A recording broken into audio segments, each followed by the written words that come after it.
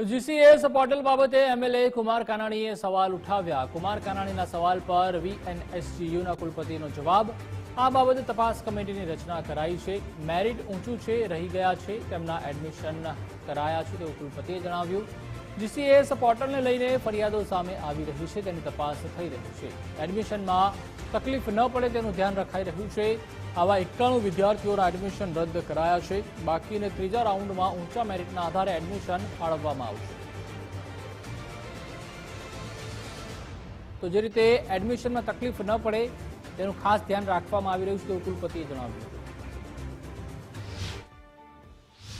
ગઈકાલે પ્રથમ રાઉન્ડના અંત સુધી બાકીની કોલેજોએ જે ઓફર લેટર હતા તેમાં અલગ અલગ કોલેજની અંદર તમામ વિદ્યાર્થીઓને પ્રવેશ ફાળી દેવામાં આવ્યા છે।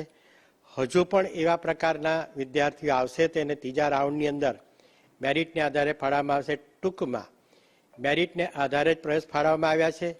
હજુ જે કંઈ અમને માહિતી મળશે તેના પ્રવેશ રદ કરશું અને તે વિદ્યાર્થીઓને અન્ય વિકલ્પ આપીને મેરિટના આધારે પ્રવેશ ફાળવવામાં આવશે।